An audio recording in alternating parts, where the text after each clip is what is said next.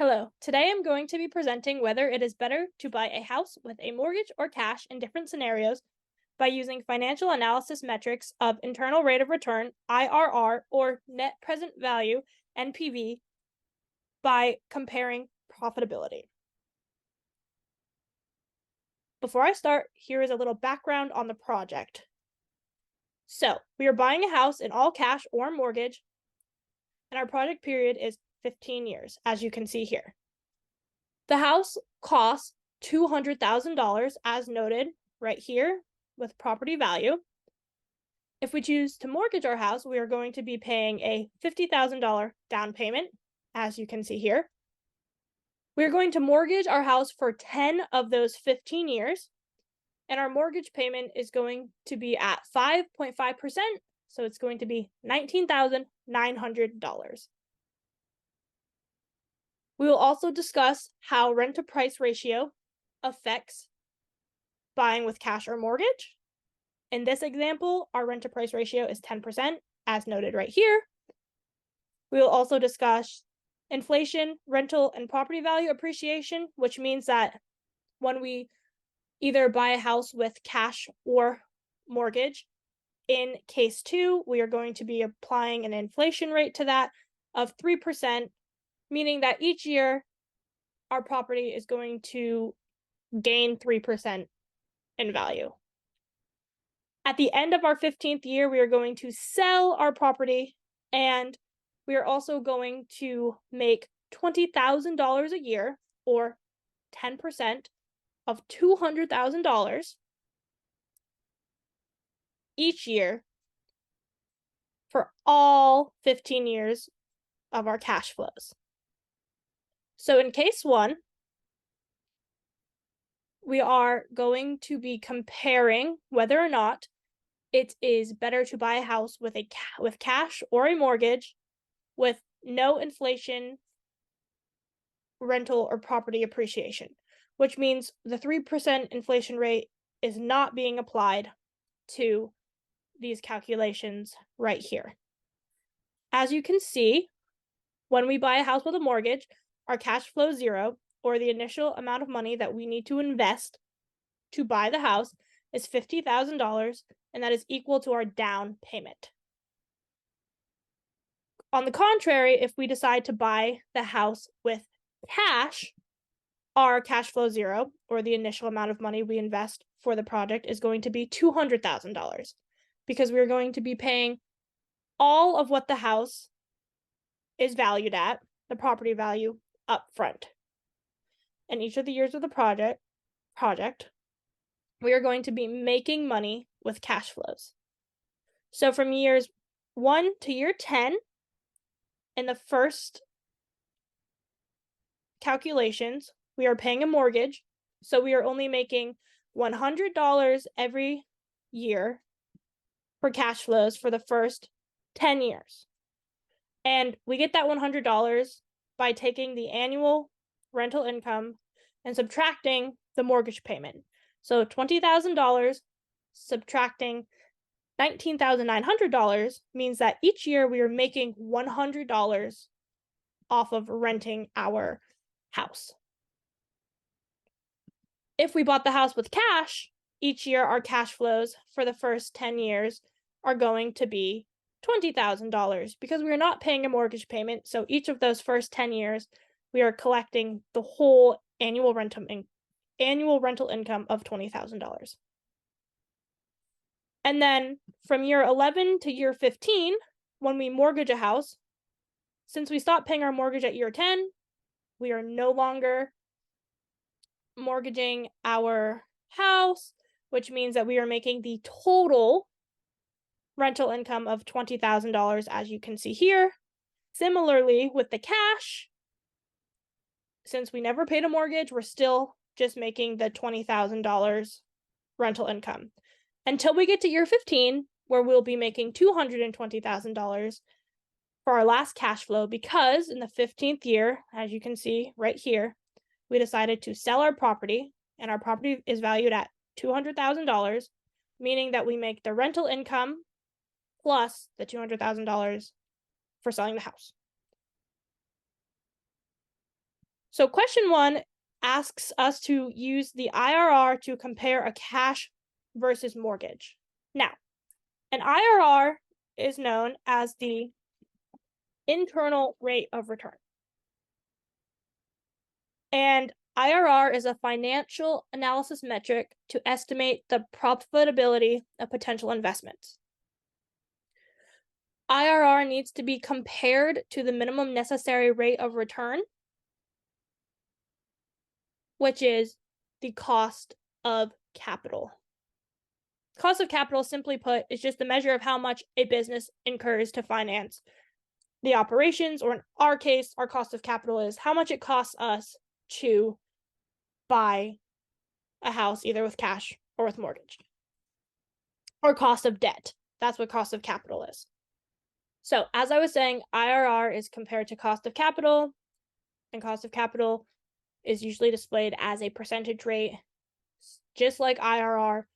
So it is very easy to compare the two when we are deciding whether or not to approve a project. We want an IRR that is higher than the percentage rate of our cost of capital. IRR does have some assumptions. So IRR assumes that investments are kept until maturity, which simply just means that it assumes that we are going to keep our house for the entire 15 years, and that we are not just going to decide to sell our house in year 7. And then it also assumes that all cash flows occur regularly. And that simply means that it assumes that each year we are going to get the same cash flow, and it's going to occur on a regular schedule.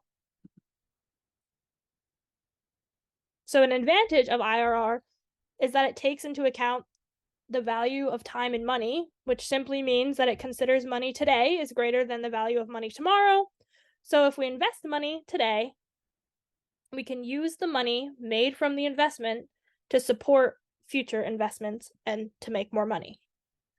IRR does have some disadvantages, though. One disadvantage of IRR being that it does not take into account risk and uncertainty of cash flows. So in this example, IRR would not take into account if our renter in year 11 decided that they no longer wanted to rent our house, which would make that cash flow 0, which, like I said earlier, IRR assumes the cash flows are going to be regular. So if our renter leaves, the cash flow is no longer regular.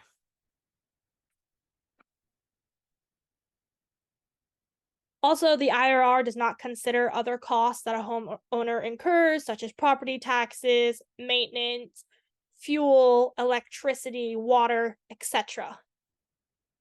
It only takes into account the initial money the investor put forward. So either in the case of cash, the $200,000, or in the case of the down payment, $500,000, and then the additional cash flows. But it doesn't consider other costs that a homeowner might have in this example. Also, IRR is not based on a monetary value, and it does not consider the scale of a project.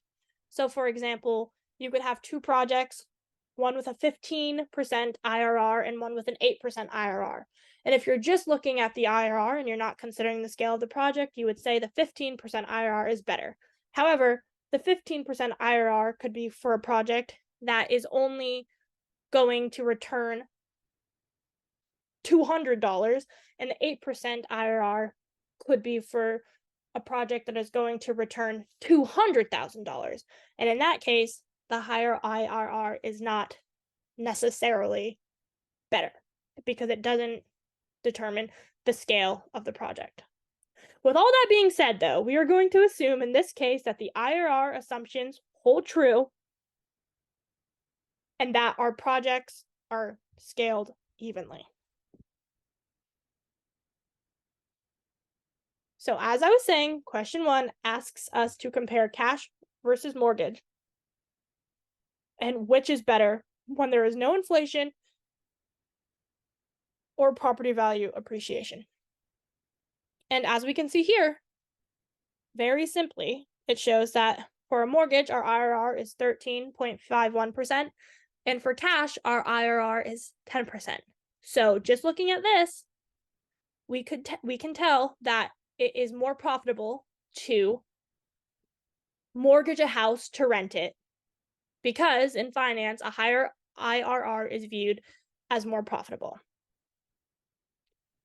Now, moving on to question 2, we are using NPV, which is net present value, to compare whether or not it is more profitable to buy a house with cash or mortgage when there is no inflation.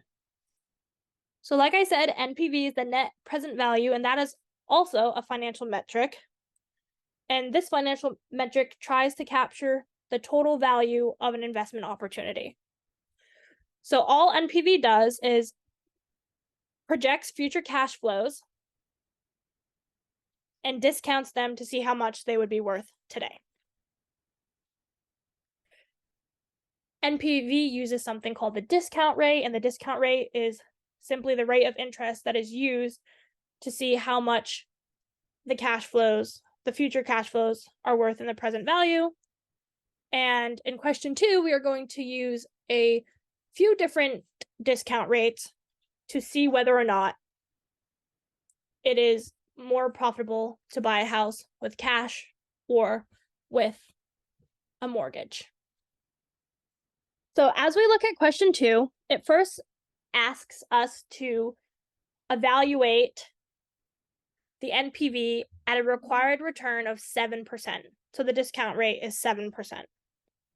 So according to the NPV calculation, at a discount rate of 7% with no inflation, so as we can see here, the NPV of buying a house for a mortgage is higher than the NPV of buying a house in cash by about $10,000.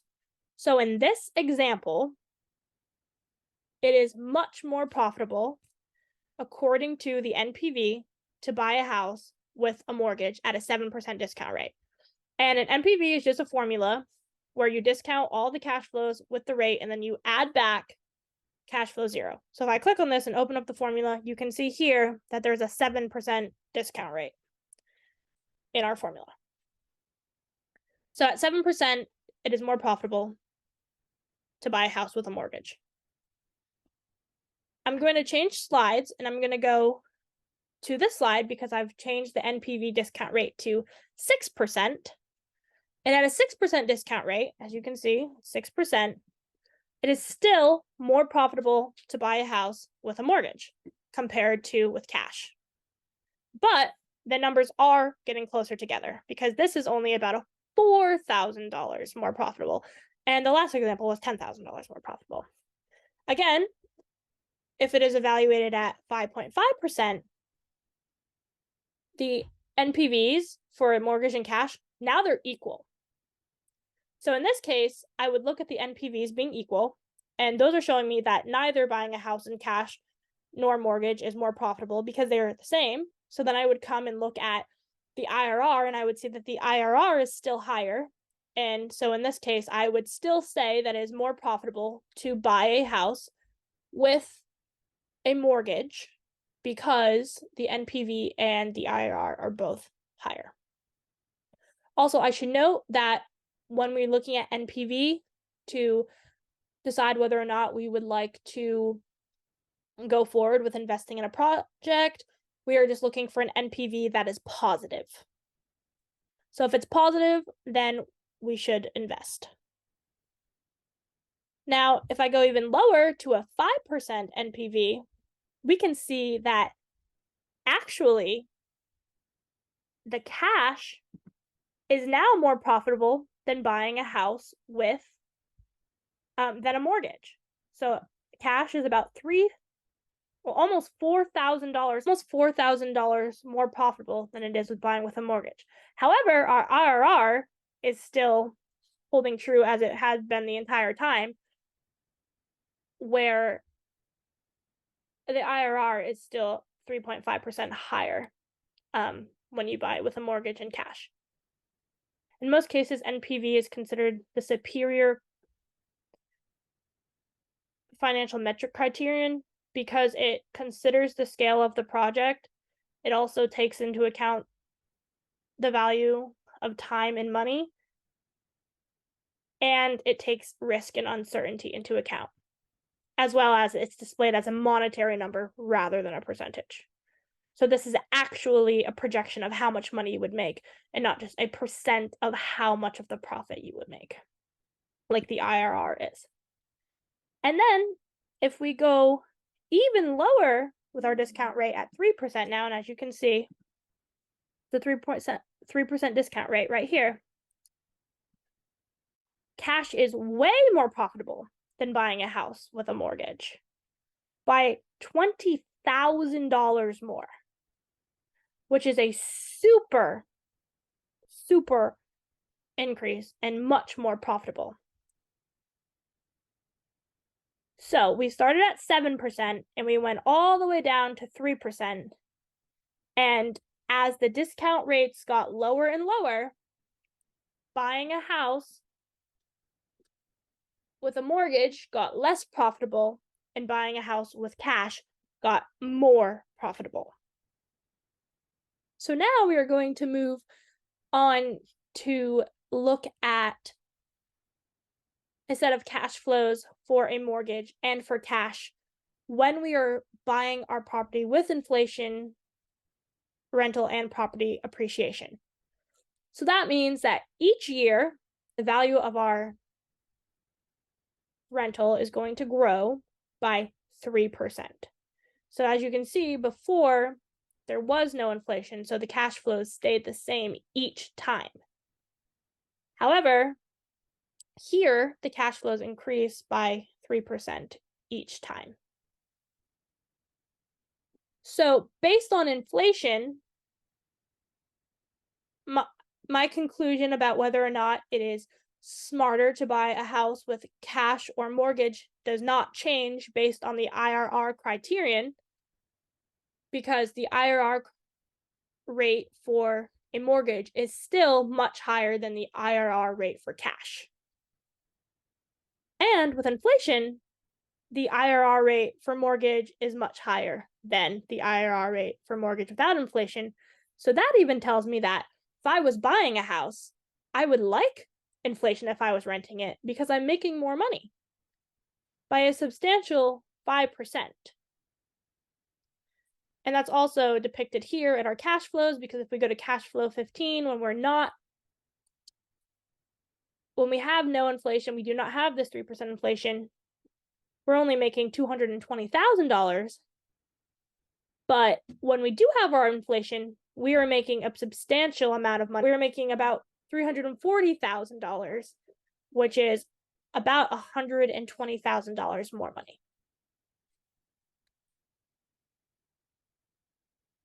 So again, like I said, it is still more profitable to buy a house with a mortgage according to the IRR when there is inflation, because the mortgage IRR is substantially higher than the IRR for cash. And in finance, a higher IRR is viewed as more profitable. So now we're going to change gears a little bit, and we're going to talk about ownership. And we're going to talk about if we are owning a house, or if we're buying a house to own, and whether or not it's better to buy a house with a mortgage or with cash. As you can see, our cash flows are $19,000, but we're not making that money. That's how much we're paying for our mortgage. And then after we pay our mortgage off, we're making $0 because we're not renting it out. And then we sell our house in year 15 for $200,000. And then when we pay with cash, we buy our house for $200,000, and we don't make any money for any of the 15 years until year 15, when we sell our house again and we make back the initial property value of $200,000. So in this case, you can clearly see that the IRR for mortgage is a negative IRR, and the IRR for cash is a 0% IRR, which these IRRs are intuitive if you think about it, because when we're mortgaging a house and we're not making any money off of renting, we're actually losing money because we're paying the bank interest on our debt. So we're actually losing profit. We're losing money. We're not making any money because we actually have to pay more costs of interest to the bank to be able to mortgage our house. With cash, we're making a 0% IRR, which in this case is higher than a negative 2.7% IRR because, or 2.07, I'm sorry, because we had negative, we paid our $200,000, but we didn't make any money, and then we made our $200,000 back. So in the case of ownership, it is actually better to pay cash for a house because we don't gain any money and we don't lose any money. So there is no profitability, but we also don't lose money. When we buy a house with a mortgage, we actually have a negative profitability. We lose money because we end up paying more than the $200,000 because we have to pay the bank back interest. So if you're planning on owning a house, if you can buy it in cash, that's what you should do.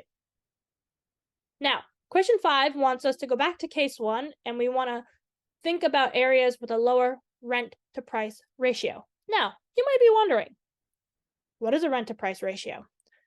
The rent to price ratio is just a percentage of the rate of the amount of money that people can pay toward rent, and it's based on geographical location. Or, for example, people living in New York City can afford to pay a larger percentage of their income toward their housing than, say, someone could in a rural area.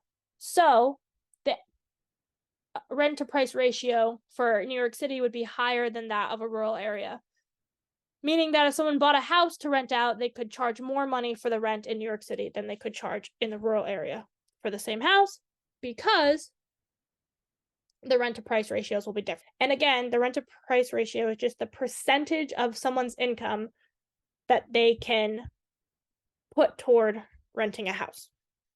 So question 5 asks us to use the rent to price ratio and discuss whether or not it is more profitable to buy a house with cash or mortgage with the IRR criterion. And then also explain if the findings are consistent with the leverage effect. So before I begin, the leverage effect is the effect of debt on equity. In general, as long as the total return for the project is higher than the cost of additional debt, debt can actually increase investor equity. My findings show that for most of the rent to price ratios, mortgaging a property to rent it out leads to more profitability. And that's consistent with the leveraging effect, because when we rent out or when we mortgage a property, we are incurring more debt to the bank, but we can make more equity. So these are based on a 10% rent to pay ratio. And you can see that a 13.15% is the mortgage IRR is higher than the cash IRR. And again, that holds true when there's inflation involved. The IRR for a mortgage is higher than an IRR for cash. That's with a 10% rent to price ratio, as was noted at the top right here. Now, what happens if we change the rent to price ratio and we start making the rent to price ratio smaller? So say we're moving out of New York City and we need to go to a smaller, more rural area. So let's see if the leverage effect still holds true. So I did this again here, but I changed the rent to price ratio to 8%, as you can see. And if we're looking, we can still see that the rent to price ratio for a mortgage with no inflation is still higher than it is for cash, and the same holds true with inflation. The IRR for a mortgage is higher than it is for cash. And that's the same for an 8% rent to price ratio. Now, as I make this rent to price ratio smaller, I want you to see what happens. So if I change it to a 5.5% rent to price ratio, our IRR with no inflation for mortgage and cash are the same now. So that means that and they're substantially lower. Before, at 8%, they were at a 9.68% and an 8% rate, and all the way back in exercise 2, they were at a 13% rate and a 10% rate. So each time we lower the rent to price ratio, the IRR for no inflation is getting lower, and they're getting closer together. The same holds true with inflation. However, the inflation is dropping at a much smaller rate than when you're buying with no inflation. Now, if we go to a rent-to-price ratio of 3%, which is much smaller, we can see that now with no inflation, it's actually more profitable to buy a house with cash because the 3% rate is higher than the IRR for the mortgage, which is only a 1.84% rate. Now, with inflation, you can still see that even at a 3% rate, which I showed up the top right here, 3% rate, you can still see that it's still more profitable to buy a house with a mortgage with a 3% rent to price ratio. However, it is much closer to the cash ratio, and they're both much smaller numbers. So each time, what we've been seeing is the rates in general have been dropping, and they have been closer together. So at 3%, it is more profitable to buy a house with cash than it is a mortgage without inflation, as you can see right here.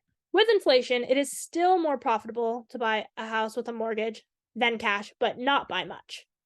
Now, if we go down to 2.5% right here, we can still see that the lower we get, cash becomes more profitable than buying a mortgage, as you can see with the IRR criterion right here.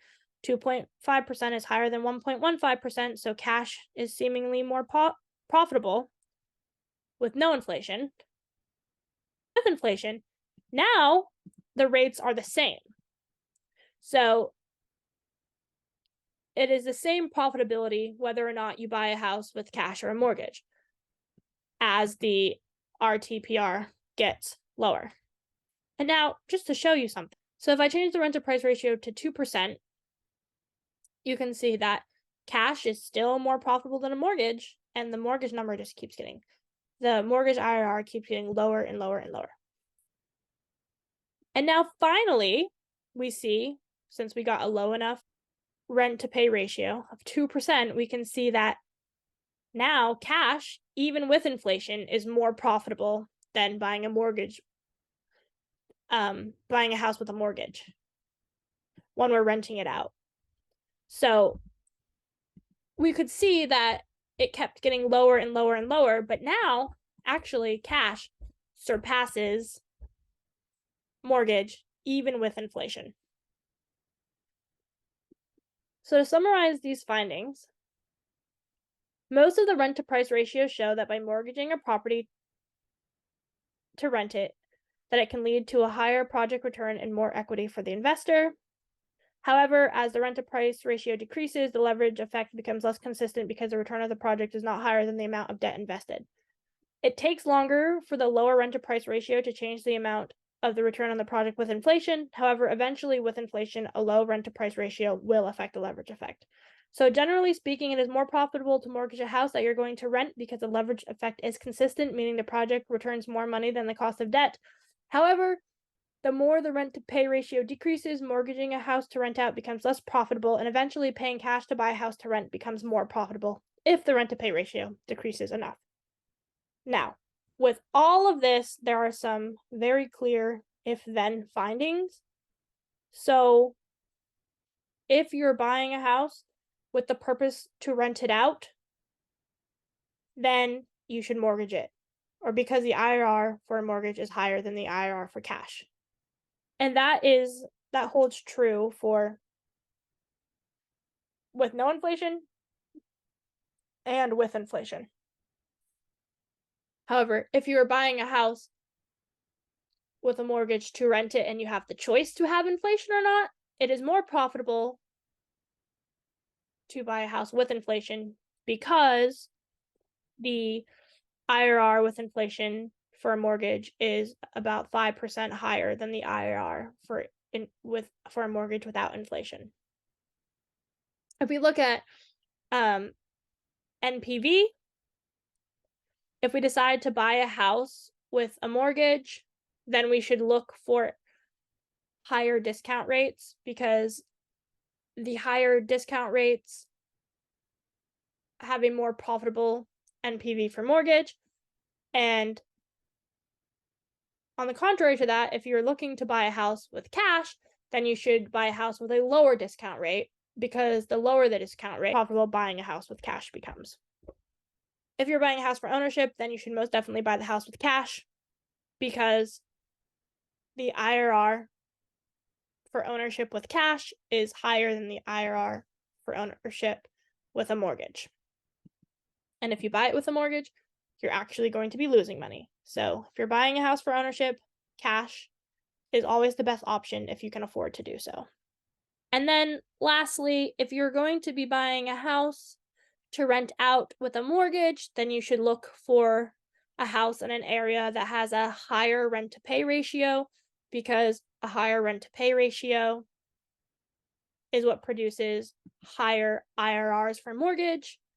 And if you are choosing to buy a house with cash to rent out, then you should most definitely buy a house with a low rent to price ratio, because right here, as you see, the 2%, cash is more profitable with both inflation and non-inflation for a house with, if you choose to rent out a house with lower rent to pay ratios. And then if projects are independent, then you should invest in all projects that have a higher IRR than the cost of capital and that have a positive NPV. And if projects are mutually exclusive, which means that they are related and you can't do both, which in this case, these projects are mutually exclusive, because you can't buy a house with both a mortgage and paying for the house in cash, then you should always choose the project that has the higher IRR or NPV, respectively. And lastly, just some additional insights that I had is IRR can look profitable, but because it doesn't consider risk and uncertainty, as well as additional costs that homeowners must pay, like the property taxes, fuel, electricity, water, maintenance, it can be less profitable than it seems. And then also the IRR assumes that the cash flows occur regularly. So if the investor cannot keep the house rented out until the investment is mature, then the project could be less profitable than it seems initially. So thank you for listening to my presentation. In most cases, it is more profitable to buy a house with a mortgage, except for very few instances, like when you're buying a house for ownership, or if you're buying a house in an area with a low rent to price ratio, or if you're buying a house that has a low discount rate. Thank you.